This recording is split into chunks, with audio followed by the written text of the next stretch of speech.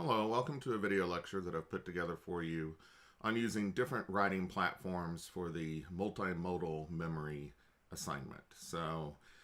We're going to focus primarily on a written text all the way up until the rough draft stage, and then we'll start to convert to a multimodal document. But you should probably be thinking already about how you see this coming together as a final draft and what format you're going to use. So the different writing platforms that I wanted to talk about in this video lecture, I think the three kind of simplest ones, you can do things more complicated if you want to, but using Microsoft Word, we tend to call that an illustrated essay. So we're going to have like a banner at the top, and then at least 3 to 5 images throughout the document that help you tell your story. And then at the end, oftentimes there's also an image that kind of helps with the conclusion to wrap it up. Another popular way to go is using PowerPoint. And typically when students do that, they've got a title slide. And then after that, they've got generally about a paragraph per slide. And we get to combine images and text together in that way, use color and graphics, so maybe a little more pizzazz when you use something like PowerPoint or Keynote for the Mac. And then the third option that I was going to look at is Prezi, which is basically a presentation software like PowerPoint or Keynote, but some people like it a lot better. We could get kind of this twisting and turning and zooming in and zooming out, and so we're able to kind of focus the reader's attention on certain things. So let me get started with Microsoft Word, an illustrated essay. So let me show you an example of that. Okay, the assignment sheet that I've given you is somewhat an example of an illustrated essay. I gave it to you as a PDF document, but I'm looking at it in Word. And this banner at the top, I created using PowerPoint, and I'm going to show you how to do that. And if you do this approach using Microsoft Word, I'm going to ask you to have kind of a banner at the top. And then, of course, I don't have any additional images down here, but I'm going to go locate some and drop them in here and show you what I'm talking about in terms of a multimodal essay. So hang on just a second. Okay, so for purposes of illustration, I just went onto Google and then Google Images and searched for images about memory. And so I found an image. By the way, I'm using images that I found on Google Images, but I don't want you to do that. For your assignment, I want you to think about an event that you have images that you can use. So instead of using kind of stock images or clip art images in the public domain, I want you to look at your phone, your Facebook feed, maybe go through some photos that your parents have at home or something, and try to find images that help to tell your story. So anyway, I found this image on Google Images, and I'm going down here into my document, and I'm going to add it in. Okay, so to add in a image into your document, a couple of ways of doing it. Because I got it off the web, I just copied the image and then I'm going to paste it. But a lot of times you're going to have it on your desktop or on your flash drive or something like that. And so you're going to go in Word to Insert, Picture, and then you can do it Photo Browser, Picture from File. So normally you'd probably go this route to insert it. Since I just went and found it on Google Images, then I actually copied it to the clipboard, the temporary memory. So all I have to do is Control V to paste it in here.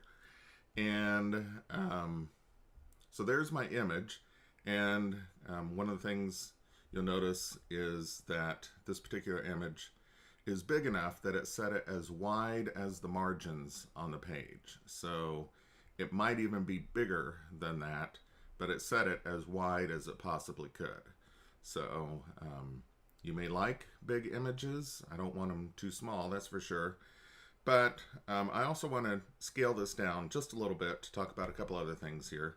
So I click on the image, and we see these kind of handles at the corners and the midpoint of each side. We also have one at the top that we can kind of rotate it 45 degrees or something like that. Anyway, I'm going to make this a bit about half as wide as the page here. And one of the things you'll notice is we now have this big blank spot over here to the right. So, so we need to address that.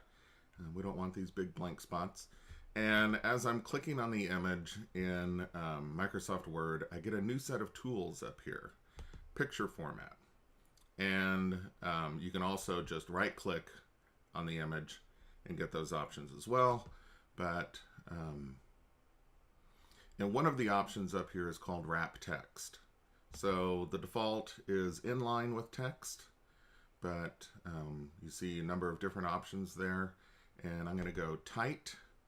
And so you see that the text came up and wrapped around to the right. And so that's a good thing.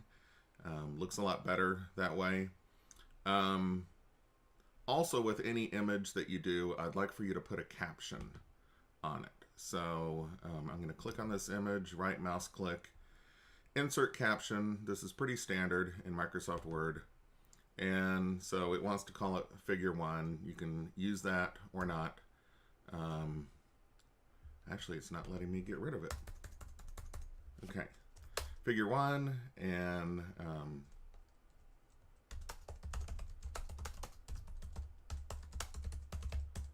okay, picture of a childhood memory, and you can format the text and where it's going to be below selected items. So I'm going to click OK. It's a bit big. I would probably want to scale down that text. And now we get the option of, since I highlighted it, don't like Courier. Go with Calibri.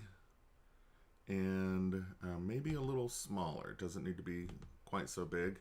And typically, the text will also wrap around the caption. Maybe I need to tell it here because it says, I can see the text is behind, but now that I've got this caption selected, I also get, instead of format picture, we have shape format. And so I can also do text wrapping there. Okay, pushes the rest of that text down. And there I've got my image in my document. Looks great, doesn't it? I think so too. Okay, so basically that's how we're working with images in Microsoft Word. A minor point here, but let me go ahead and say it. If you have an image where someone is looking to the left or looking to the right, generally we want to put that image to the left or the right so that they're looking into the text, because the reader's eyes have a tendency to follow the eyes of the subject in the picture. And if this image, for instance, he was looking to the left and I put it on the left, we would follow the subject's eyes off the page, and we don't want that. So I would put it on the right so that the person was looking into the text, and vice versa. Another thing is, generally speaking, it's best to put your images to the left and to the right. It makes the text easier to read when it wraps around. If I were to take this and drag it over like this, and I see people do this, the text becomes much more difficult to read. That we read 2 or 3 words, and then we jump, and then read 2 or 3 more words, and then back, and then jump and jump and jump. And this is tiring for the reader. So try to put your images to the left or the right, and you're going to wrap those and stick them in there. So, okay, so basically, if I were doing this assignment in Word, illustrated essay, I'd have a banner at the top. And again, as I tried to suggest, 3 to 5 images throughout the body. And sometimes there's kind of an image that wraps everything up. So oftentimes when people go on a trip or something, study abroad, that there's some type of a group shot at the end or something like that. So keep that in mind. Think about how you're going to use your images. And let me come back and talk about this banner here in a little bit. In the meanwhile, let me talk about PowerPoint and Prezi.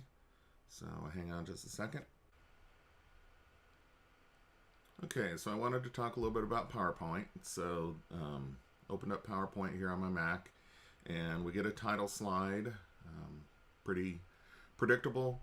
I'm going to go ahead and add title. You're going to come up with a more original and interesting title, but just a working title for me right now is the title of the assignment. So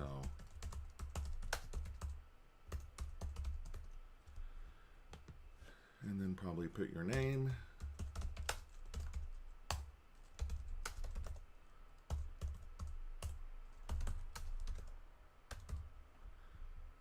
Okay, so the title slide, blank and boring at this point.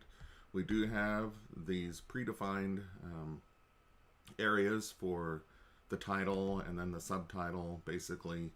And we also have in Microsoft PowerPoint, if you go under Design, it depends on whether you're on a PC or a Mac, but you'll get these different design templates for PowerPoint presentations. And personally, I hate them. I think they are really ugly, and so I have a hard time with them. Sometimes I'll choose something kind of innocuous.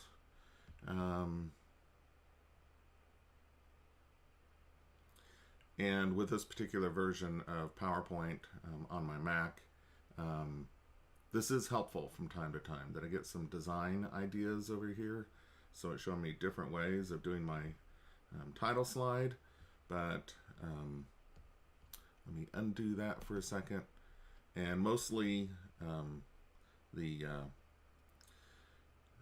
templates that are available for use are pretty boring and somewhat ugly, and so I prefer to go a different route. So one thing you could do is do a solid background. Another thing that you can do, which I think is kind of cool, is we can put an image in the background, or we could also put it off to the side or something. I think with my body slides, I would probably want some text on one side and image on the other, or text in the middle and then a background image. So I want to go ahead and do a background image for this title slide. And so what I'm going to do is go up here under Format Background, and it's always somehow on this Design tab. So whether you're on a PC or a Mac, and Format Background, and then it's asking, what do you want to do? Solid fill, gradient fill, etc.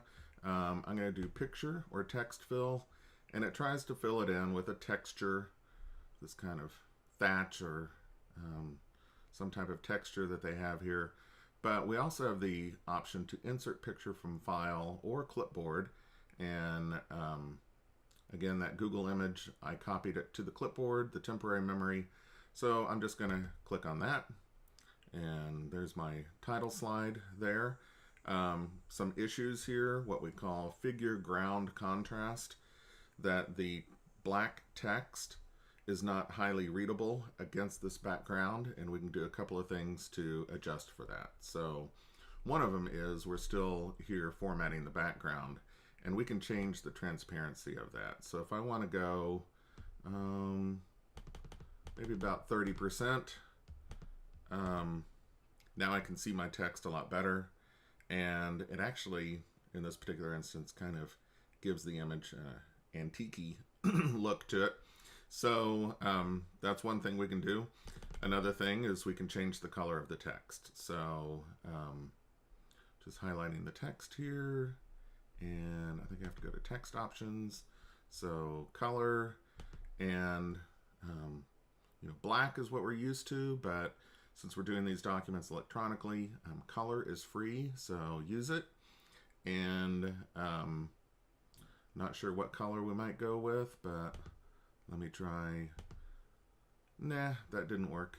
But let me go back to this, and I'm going to bring this down to where it just kind of is just around the text. Now I'm dealing with a shape rather than the text, and I could also make that a solid fill, but I might make it white and then adjust the transparency on that.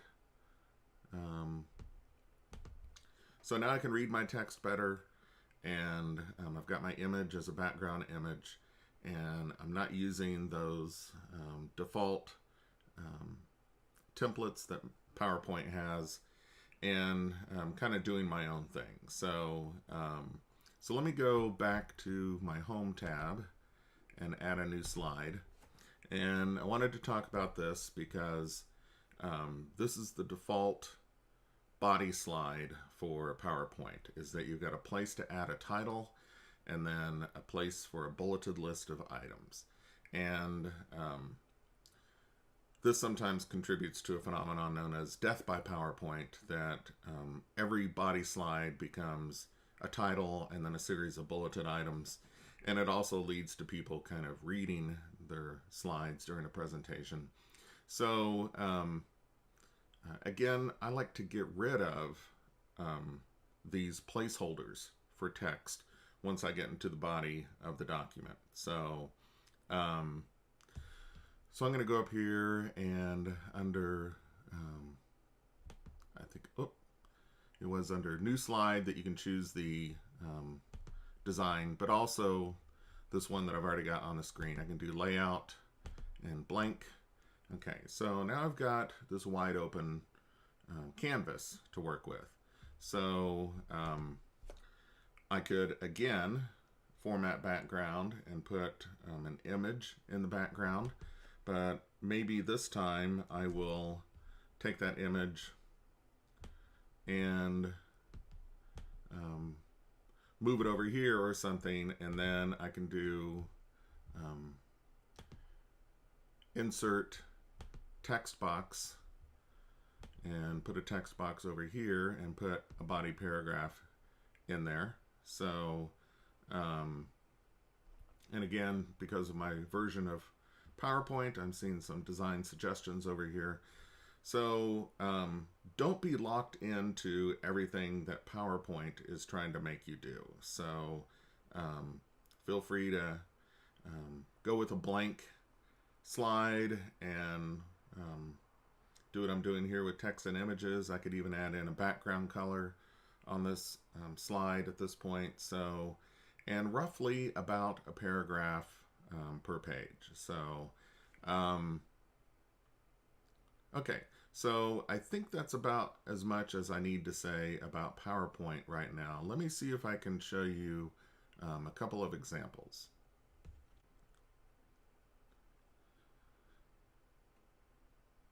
Okay, this particular example, I'm just going to show it to you briefly, and no, I cannot post it on D2L for you to kind of model. That would be a violation of these students' privacy, so I'm not going to do that. But one thing you'll notice is the background, that it's kind of like a wallpaper.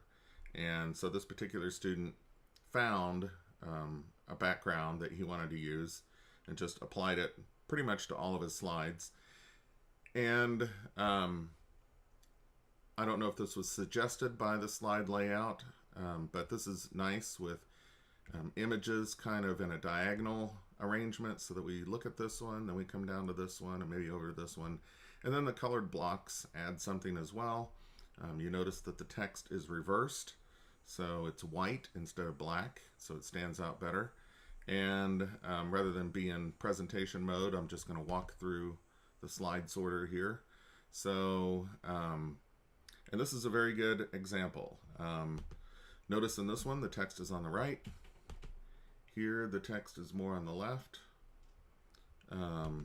Here we're back to the right with an image. Here we have the white text, but a new background image, which is some of the food that was eaten. And here we have images and text, and images and text. And here we have the text in the middle, images on either side. We could say that maybe we should have put this image on the right because the subject is kind of looking in this direction. And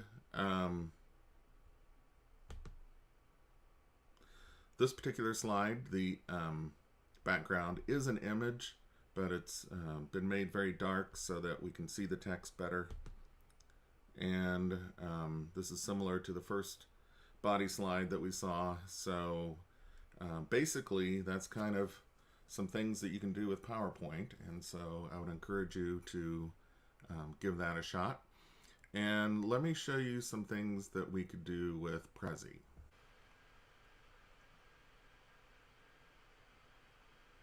Okay, in Prezi, they do have some templates that you can use. And I would recommend that you look at some of those. I think they're pretty nice. Generally in Prezi, we're kind of building a path from one slide to the next, and we zoom in and zoom out. And so this particular presentation is a family vacation, and the template that the writer used is kind of a mountain climb. This happens to be a multimodal memory about rafting the Grand Canyon, but the template still works. So let me show you this, and you'll see kind of the zoom in, zoom out effect. Okay, so a lot of this text we couldn't read originally. We were looking at just the template at arm's length, and when we zoom in, it's crisp and clear. A lot of times with images, when you zoom in on them, they kind of fuzz out, but Prezi keeps everything nice and sharp. And so this is kind of like, a PowerPoint slide. We have a text box. We also have a title to this slide. We have an image that's been rotated, and then down on the left we see a little circle with some more text in it and another image. So we're going to zoom in on that. Okay, and I think this is a bus. And so here we have another slide, but it also has a couple of slides embedded within it. And we've got the reversed text. It's white instead of dark.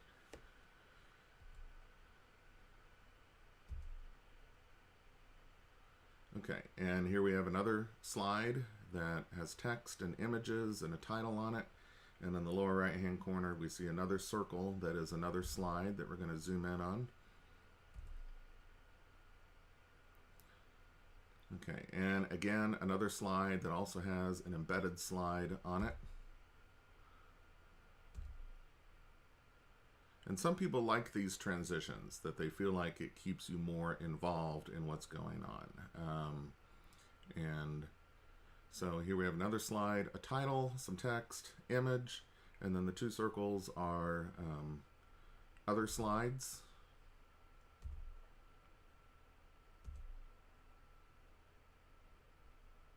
And another slide with a couple of images and some text and a title. This slide does not have a title, but has plenty of text. And text, images, and looks like an embedded slide here.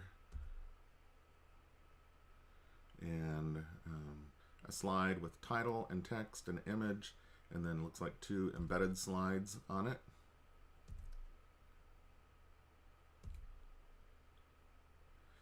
And I think this is the very end. So, nope, here we go. Some reflection, analysis about the trip. And this is good development of that reflection, significance part at the end. Sometimes people keep it too short, but this looks good. We have 3 slides, I think, devoted to that. and then we get back to the template again. So that's Prezi. Okay, hang on a second.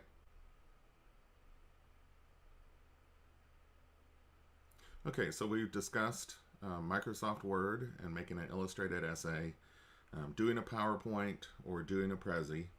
And as far as Prezi is concerned, if you need some help with it, probably talk to your friend, your neighbor, this type of thing that it's pretty simple to figure out on your own, and there are some tutorials online. So I'm not going to teach you Prezi, but you can figure it out on your own. And then I think the last thing I wanted to do with this presentation was covering how to make a banner image using PowerPoint. So pretty simple, just a couple of little tricks to it. And so let me show you that. Okay, so I've opened a new PowerPoint presentation, and I've gotten a title slide here, and you could use these placeholders if you wanted to. I think I'm going to get rid of them temporarily. So let me just click on each of those shapes and get rid of those. And then we wanted to create a banner. So we want it to be long and wide and not too tall. So one of the things I need to do is change the size of this slide. So again, I'm going to go into Design tab, and then over here on the far right, we already did Format Background, but I'm going to do Slide Size, and then Page Setup. And basically, I can keep the width the same, but I think with the height, I'm going to go with about 2 inches.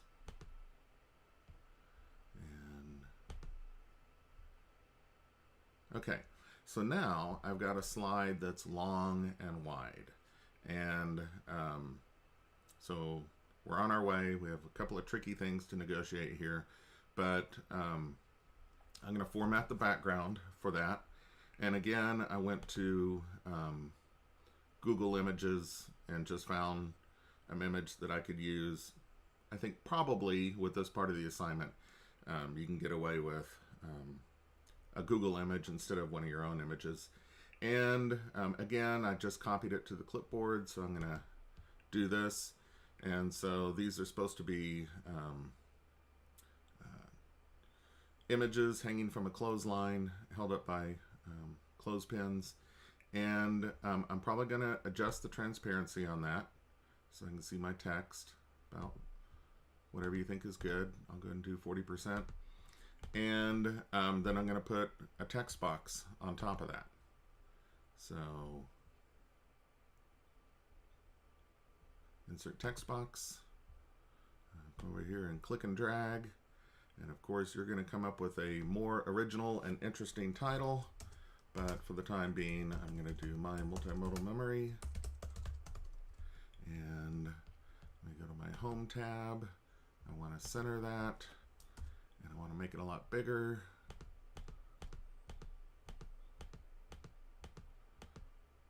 Basically, a lot of times I go about as big as I can with it. And I could format the text box, give it a solid fill, and then make it somewhat transparent so we could see part of the image showing through. But I think you get the idea. So now we've got this banner, but how are we going to get it into the Word document? So we know that we can place images in the Word document, but we don't know if we can place a PowerPoint presentation into the Word document. And so what we need to do is save this as an image. So we're going to go to File, Save As.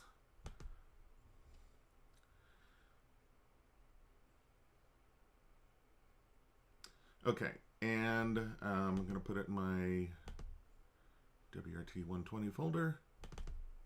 And I realized something as I started to save this, that on my Mac, it won't let me save it as an image file. We do have some options here for file format, but image file is not one of them. And so what I actually have to do on my Mac is cancel out of this. And instead of saving it as an image file, I have to go to export. And then now I can choose, I'm going to choose JPEG as my image file. And it's going to ask you every slide or current slide only. And I'm putting it in my 120 folder, export. And wait on that. And so basically, back to my Word document again. Let me scroll down and get on the second page, I think.